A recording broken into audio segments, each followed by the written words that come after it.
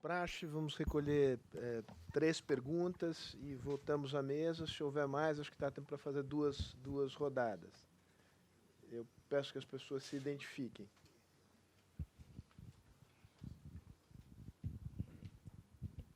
Hola, hace mucho tiempo que no hablo español, pero intentaré. Muy bien. Como decimos aquí, Brasil pasó por un periodo muy difícil, trabajamos mucho con el presidente que está aquí, después vino la bonanza y ahí estaba Lula por 2 veces y Dilma y ahora Dilma nuevamente. Ahora, para crecer nuevamente tenemos que trabajar mucho. En ese trabajo no es una cosa sencilla, es una cosa dura para el pueblo y todos que están aquí en el país. En 2018 tenemos elecciones nuevamente. ¿Qué hacer para que las personas entiendan que tenemos que trabajar duro, que ahora no vamos a tener bonanza y que no se vuelva lo que tenemos ahora en Brasil, diciendo que, bueno, miren, se quedaron ahí por 2 años y nada hicieron, el país está terrible, por esto tenemos que volver para que sea lo que fue en el gobierno de Lula y Dilma? Gracias. Bem, bueno, hay una otra pregunta. Perdão, Lorival, desculpa. ¿Puedo? Sí, señor. Quisiera mirar si podría hablar un poco sobre la oposición boliviana, cuáles son los liderazgos, si hay alternativas viables al grupo de Evo Morales. Sí, la pregunta que me enviaron por escrito acá dice respecto a la misma cosa. Si el referéndum marca el fin del evismo en Bolivia. Y esto, bueno, es una otra manera de preguntar la misma cosa, ¿no? ¿Qué pasa en la oposición? Porque uno mirando de lejos tiene la impresión que está muy debilitada la oposición en Bolivia. Muy bien. ¿Ya vamos? Perfecto. Muy bien. A ver, primero sobre lo de Bolivia. Yo creo que sería prematuro señalar de que es el fin, pero claramente ha hecho que el referéndum ha logrado que el mandato presidencial de Evo Morales tenga algo que debería ser absolutamente normal en cualquier país, que aplica a la leche, al queso y a la tarjeta de crédito, fecha de expiración, que es sano y bueno. Porque una fecha de expiración o un límite de mandatos personales tiene la virtud que hace que los gobernantes seamos más prolijos y cuidadosos en el manejo de la cosa pública, porque algún día tendremos que estar sentados en un evento en la calle y tendremos que responder por qué se hizo y qué no se hizo. Si el poder es eterno y no tiene fecha de expiración y no hay la fiscalización de la historia o de dejar el poder, pues no cambia absolutamente nada. Lo que pasa con gobiernos de corte autoritario es que buscan cambiar las reglas para permanecer en el poder o con el mismo régimen o con la misma persona en muchos casos. Y había un hombre sabio en mi país, Unzaga de la Vega, que hablaba sobre sus opositores y el poder que buscaban. Decían, inicialmente es sano y después se va degenerando, ¿no? La ambición los motiva, el poder los une a la administración pública y la necesidad de impunidad los vuelve inseparables.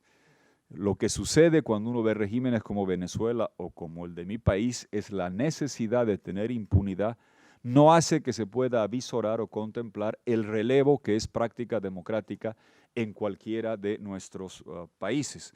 Y en Bolivia vivíamos bajo eso, aprovechando la década de la bonanza, donde había buenos ingresos, se va tomando, el gobierno tiene el beneficio de todo ello y busca cambiar las reglas.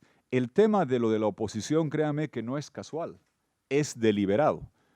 Todo régimen autoritario que se precie de ser tal hace 2 cosas. Uno, perseguir sañudamente a la oposición, a la real, y después fabricar su propia oposición cosmética. Todo régimen autoritario en la historia hace eso. Algunos son más descarados. Cuando yo estuve alguna vez en no sé qué evento y escuché al que gobierna Kazajstán, no sé qué foro había por allá, y apareció a dar un discurso, se quedó a cenar. Y dijo que él era un gran demócrata, porque él hacía elecciones y había varios opositores. Sí, era demócrata, pero no era estúpido. Él escogía su oposición. E incluso escogía algunos que faltando 3 días para la elección decían, no, yo voy a votar por el presidente porque es un tipo de película. Esa es la oposición más linda que había. No es casualidad. Si ustedes ven lo que pasa en Venezuela, lo que ha pasado en Bolivia, es inconcebible que en democracia tengamos centenares de asilados y refugiados bolivianos. Y créanme que si fuera por mi mamá, por mis hermanos, por todo, yo también debería estar.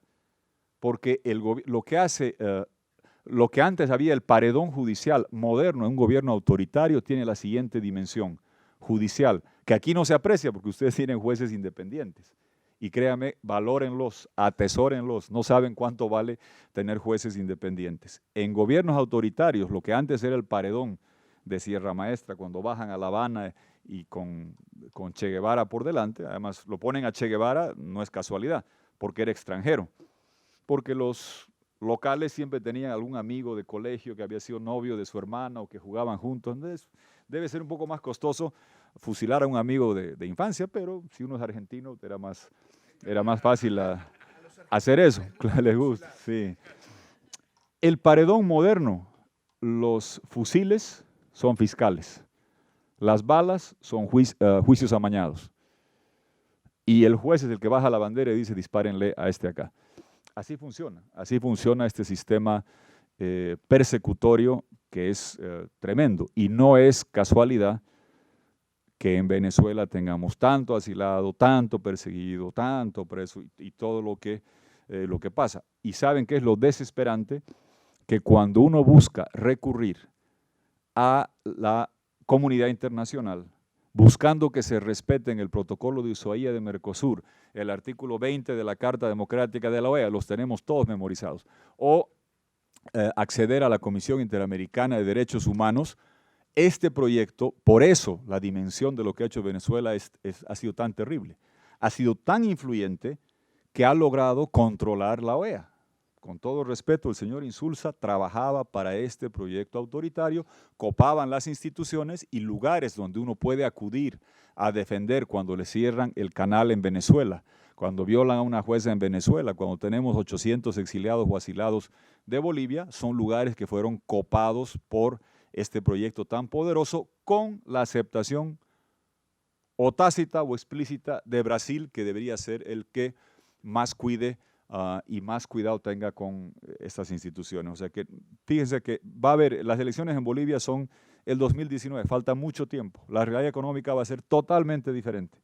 Cuando a mí me preguntan ¿a quién va a necesitar Bolivia? Yo pregunto ¿qué va a necesitar? Y lo que va a necesitar va a ser totalmente diferente que lo que requerimos hoy, porque hemos tenido 10 años de anestesia económica, mucho ingreso de gas, expira el contrato con Brasil, no sabemos si se va a poder renovar. En Sudamérica nuestra falta de integración es tan lacerante que hemos construido en estos 10 años de bonanza, aunque no lo crean, 10 plantas de importación de gas natural en el cono sur.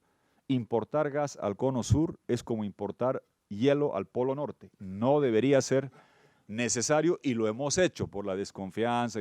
Y ahora resulta que esas plantas, para comprar suministro, aunque fuese más caro y no depender de las veleidades de los vecinos, pues resulta que por el fenómeno norteamericano y la caída de precio de Trinidad y Tobago va a poder resultar ser mucho más barato. Llegan esa clase de cambios. Una cosa es mi país con gas, sin gas, con contrato, sin contrato, a qué precio, y eso se ve en los años que vienen. El gobierno claramente en Bolivia, sin llegar a los extremos de Venezuela, sí, ha habido una persecución sañuda, y aquí veo a protagonistas de lo que fue un episodio muy sonado. Un senador en democracia, ¿qué hace? Fiscaliza, denuncia. Un amigo senador empezó a hacer denuncias en Bolivia. Le llovieron 2 equipos de fútbol de juicios, ¿no? Los fiscales son fusiles, las balas, juicio amañado, y el juez dice cuando cae la orden de fusilar.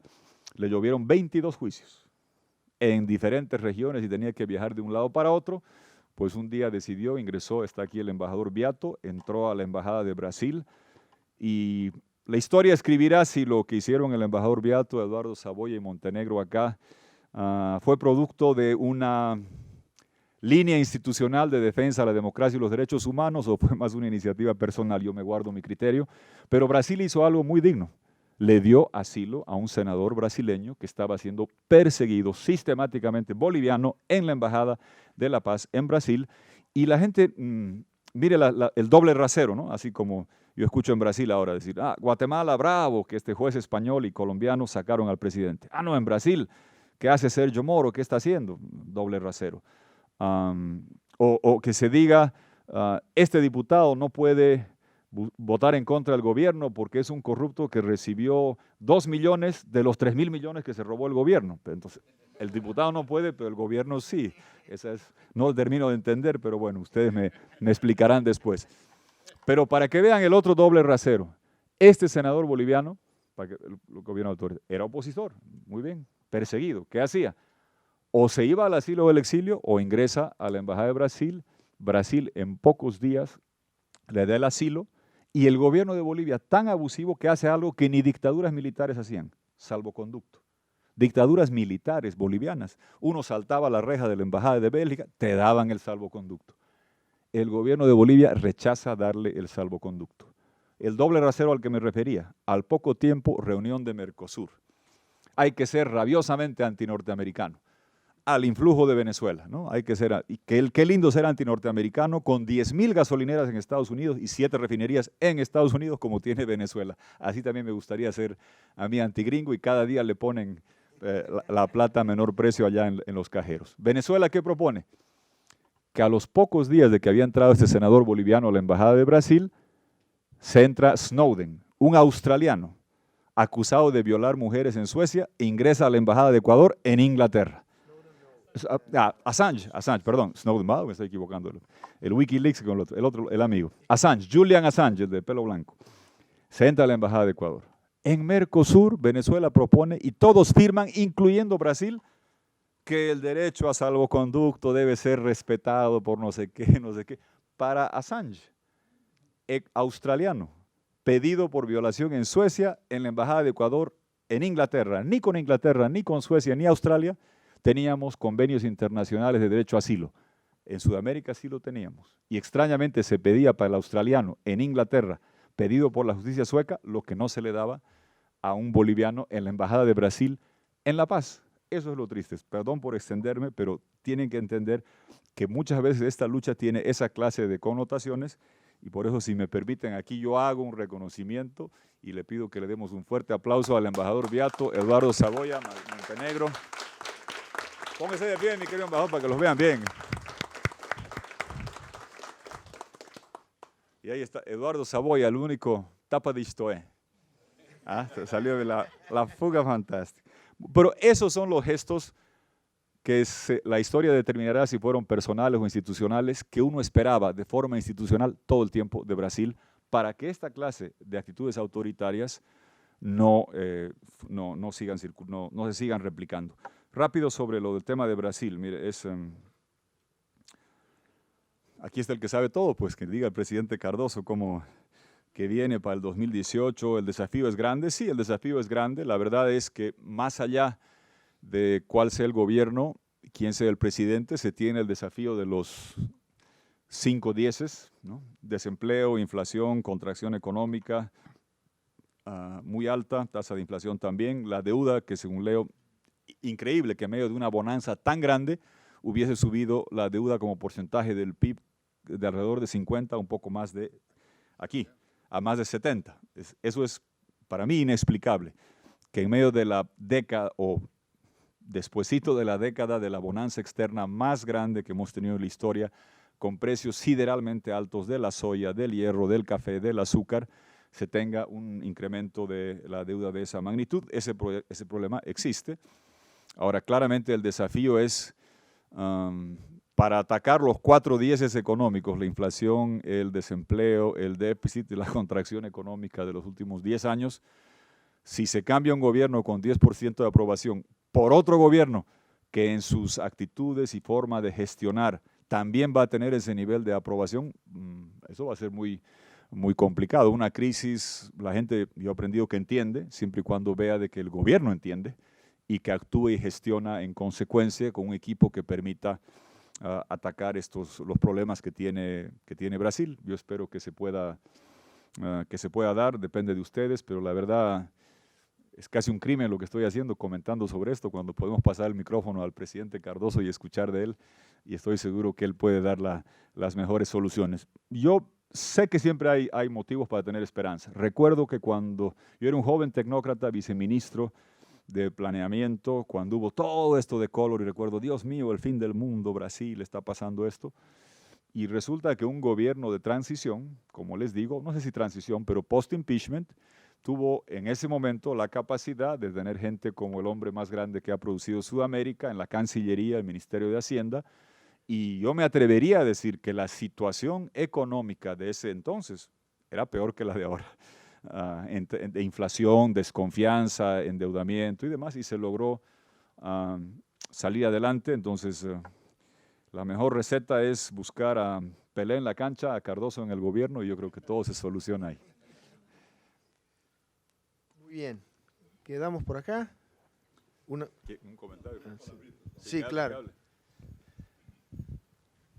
Primeiro, para agradecer muito a presença de Jorge Quiroga, Tuto Quiroga, acá entre nós e o modo tão agradável, tão direto, tão explícito como nos ha planteado aqui as questões de Bolívia e de Brasil, ¿no? Eu creio que não é para agradecer o que ele dijo a mi respecto, además dice siempre, y yo no tengo ni palabras para agradecerle, porque es verdad. Yo creo que las palabras de Quiroga deben ser apuntadas por los brasileños, porque estamos en un momento de cuestión de semanas, probablemente habrá un cambio grande en Brasil. Y yo no estoy seguro si toda la gente se percata de lo que está pasando en el mundo, como tú dijiste aquí con mucha franqueza. O sea, hay un cambio fundamental en las relaciones internacionales y nosotros estamos afuera de este juego.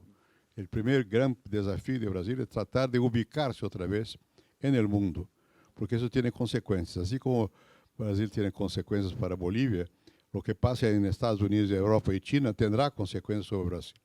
Y nosotros estamos como si nada hubiera de nuevo.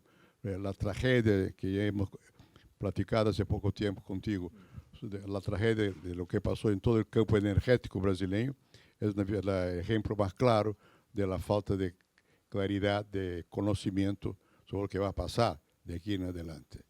Entonces yo creo que es muy importante que los que vengan a tener una voz en el futuro aquí en el Brasil, pues oigan a ti, oigan a los demás que conocen lo que está ocurriendo y que se cambie nuestra posición con respecto a no solo el vecindario, pero con respecto a las negociaciones comerciales que se desarrollan por todos lados. Yo creo que para todo eso es necesario liderazgo. Claro que Brasil tiene, y tú has mencionado con generosidad lo que pasa acá. O sea, aquí realmente el Estado ha logrado un cierto grado de maturidad. Y a las instituciones de Estado, los jueces, la policía, en fin, han logrado de alguna manera entender que no son de gobierno, sino que de Estado. Sin embargo, una institución como Itamaraty, y el embajador Beato, que está aquí, sabe eso, ha hasta cierto punto capitulado frente a la fuerza política. Es inaceptable el modo como Brasil ha llevado toda esa cuestión de su relacionamiento con los países vecinos, con Venezuela, con Paraguay, con Bolivia, errores dramáticos, y eso tenemos que cambiar. Si hubo una ventaja en comparación con otros países del género, que sé yo, bolivariano, siglo XXI, es que aquí ni todas las instituciones se han dejado contaminar. Las Fuerzas Armadas brasileñas son organizaciones de Estado. Ha costado mucho llegar a este punto, porque han sido siempre organizaciones políticas que estaban todo el tiempo tratando de meterse en el juego político. Ahora no se están metiendo, pero no son también, como en Venezuela, instrumentos de gobierno. Están callados, pero saben que el Estado existe y que hay que mantener el funcionamiento del Estado. así como los tribunales. O sea, la sociedad civil aquí es más fuerte. Y eso es que ojalá nos va a permitir esa transformación. La verdad es que hay de dónde sacar una visión de más optimismo para el futuro, y eso está precisamente en ese hecho. Pero nada garantiza ese tránsito si no hubiera un liderazgo. Yo ojalá sea posible que sea el nuevo presidente que venga, o alguien del gobierno o de afuera, porque tenga una visión más consistente con los intereses nacionales y humanitarios de la región toda. Y eso no se puede asegurar de antemano. Yo creo que habrá sí una ventaja inicial, es que son gente mucho más vinculadas a una tradición de democracia. Muchos han realmente quedado fascinados pelo mito Lula. Y eso no fue solamente los políticos, los empresarios de una manera enorme. Y muchos sectores, algunos con razón, porque se estaban beneficiando en el buen sentido, o sea, las capas populares. Pero también los otros con otras razones no tan buenas que se estaban beneficiando con todo ese proceso de abundancia de oportunidades y mucha corrupción. Hubo un momento en Brasil que toda la sociedad, todo no digo, pero una buena parte de la sociedad se ha dejado llevar por ese fascinio. Por suerte, esto empezó, como ya se ha mencionado aquí, a cambiar. Entonces, yo creo que si tuviera una suerte de que un liderazgo más conocedor de la realidad pudiera, en fin, hacer su programa y presentarlo al país, convencer al país de cuál es el camino, cuál es el rumbo, ahí tendremos esperanzas para avanzar más. Fueron años muy difíciles aquí también.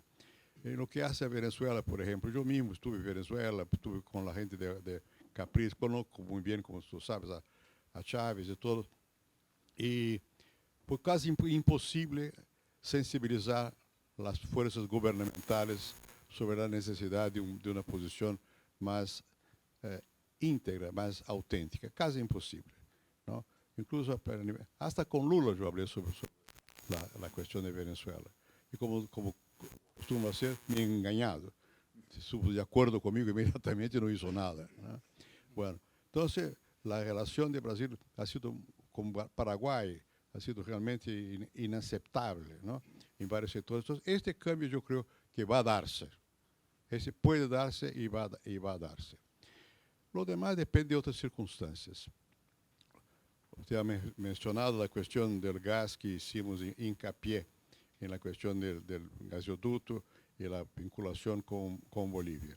Creo que en ese asunto tuvimos alguna suerte, porque había sectores en el gobierno del presidente Itamar Franco que se opusieron.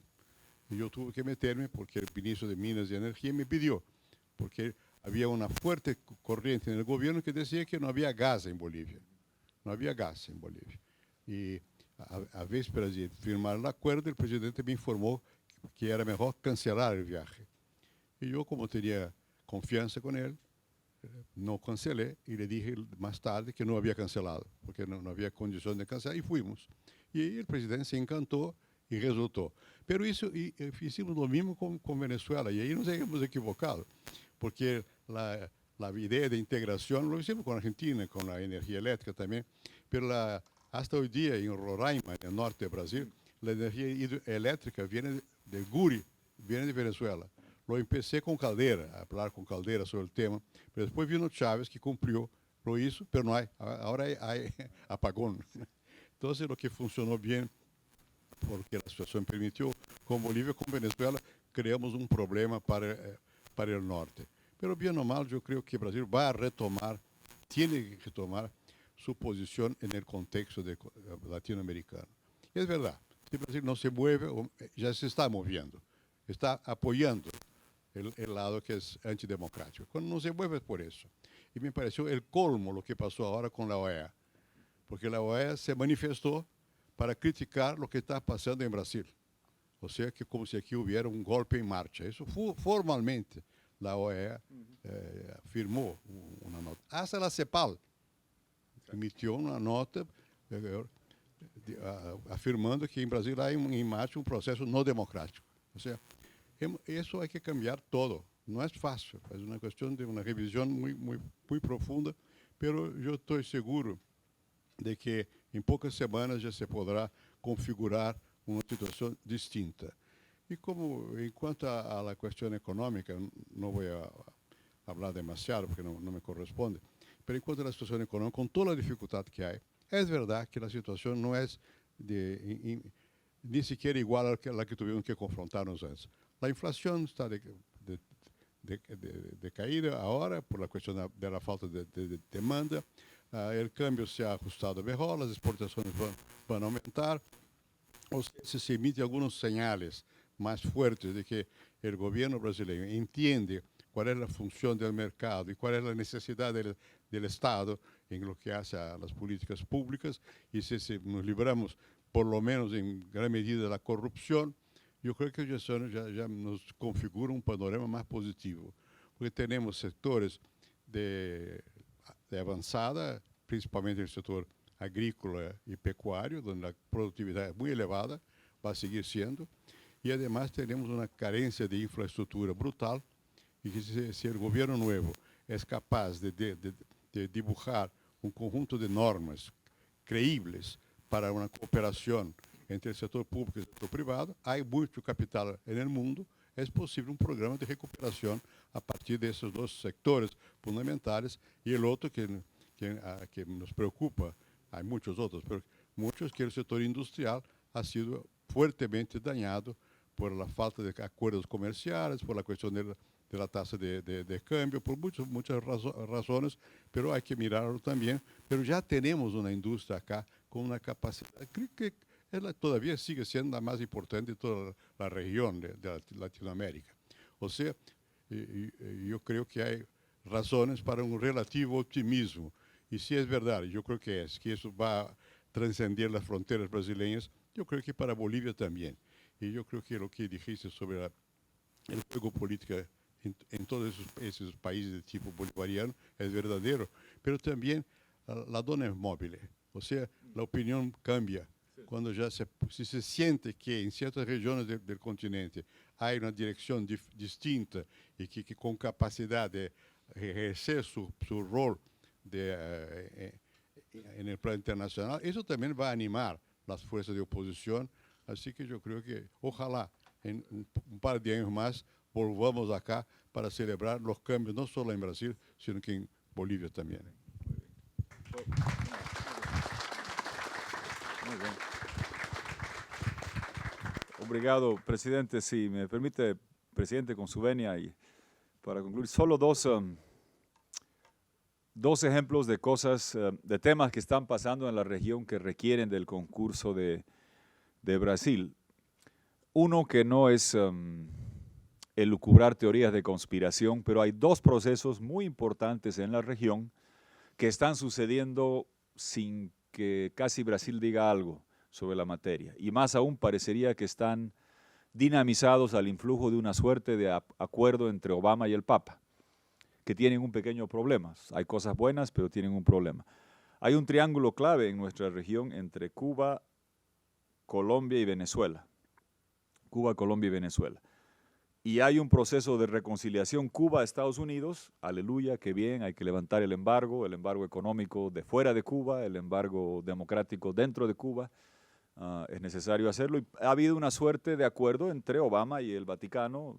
Aquí en Sao Paulo ha venido como premio, no sé, ¿no? Ricardo Zúñiga, que está aquí, que es el que participó en esta negociación, qué bien, ojalá que avance. Pero ¿qué sucede? Que creo que la reconciliación Cuba-Estados Unidos necesita, antes de que llegue la inversión norteamericana a Cuba, que se mantenga el suero venezolano de los 130,000 barriles al día, que es insostenible. Una situación como la de Venezuela es insostenible, que Venezuela siga sosteniendo a Cuba hasta que la reconciliación traiga resultados económicos. Resulta que el otro proceso, el segundo, después de esta reconciliación, es la paz en Colombia. ¿Dónde se hace? En La Habana. ¿Quién la garantiza? Venezuela. ¿Dónde están los guerrilleros, los de la FARC colombianos? En territorio venezolano. ¿Cómo llega Timoshenko a La Habana a negociar con Santos? En avión de PDVSA desde Venezuela. Entonces hay una suerte de triángulo donde parecería que Obama y el Papa han dicho lo importante es reconciliación Cuba-Estados Unidos, lo otro importante es la paz en Colombia, y si Venezuela mantiene los barriles fluyendo a Cuba, acoge a los guerrilleros colombianos, eso es lo necesario, y después que destruya la democracia, que meta presos a los opositores, que acabe con los periodistas, lo cual para mí tiene un déficit estructural, es insostenible. Paz en Colombia, reconciliación Cuba-Estados Unidos sin democracia en Venezuela. Y créanme que ese acuerdo de Realpolitik, que entiendo, solamente ha pasado con el silencio casi cómplice del lado de Brasil. Un cambio en Brasil va a precipitar que ese triángulo se conforme como debe ser. Levantemos los embargos Cuba-Estados Unidos, hagamos paz en Colombia, pero democracia en Venezuela, y eso el Papa y Obama, si no está Brasil en la cancha, es difícil que lo discutan. Solo lo último que les digo que piensen. Fíjense, no sé qué va a pasar en Estados Unidos, pero ahí está el señor Trump, ya es oficialmente el candidato. Este señor ha logrado mi sueño en reverso. A mí me preguntaban siempre, le decía al presidente Cardoso, ¿qué quieres tú en Estados Unidos, demócrata o republicano? Yo les digo, la licuadora.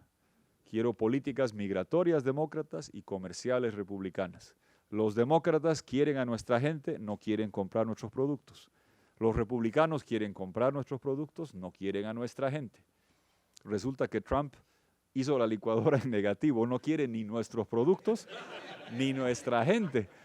Es decir, y está hablando, va a derogar el NAFTA, va a derogar los acuerdos comerciales, por teléfono le va a decir al chairman de Ford que su fábrica de México no la puede llevar y le voy a cobrar 35%. Va a subir aranceles violando acuerdos comerciales por teléfono, ni siquiera por decreto, por teléfono. Entonces, no sé cómo va a ir eso, pero imagínense ante la ausencia de un liderazgo de Brasil, el pobre México teniendo que lidiar solito contra semejante cosa donde no quieren ni nuestros productos, va a deportar nuestra gente, y el papel de Brasil fortalecido, vigoroso como líder de América Latina, diciendo muy bien, veamos paz en Colombia, veamos reconciliación Cuba-Estados Unidos, pero veamos democracia en Venezuela. Y si viene el loco del Trump diciendo un momentito, este es un problema de todos nosotros, no solo de México, y ese papel que juegue Brasil creo que es importante, lo dejo como anotaciones. Y agradezco la oportunidad nuevamente de estar acá, Sergio, con usted, presidente. Ustedes, los brasileños, determinarán quién ha sido el mejor presidente brasileño de la historia, pero para los bolivianos, el mejor presidente brasileño que hemos tenido de lejos, por la integración, por la apuesta que hizo, por el gasoducto, por lo que hizo, porque nuestros países puedan vivir ya no de espaldas, sino dándonos la mano, es el presidente Cardoso, y siempre lo va a hacer. Lo digo siempre y le agradezco infinitamente el poder estar acá. Y que siga usted con usted. Brasil va a ganar muchos mundiales y va a avanzar mucho en el desarrollo. Gracias, presidente.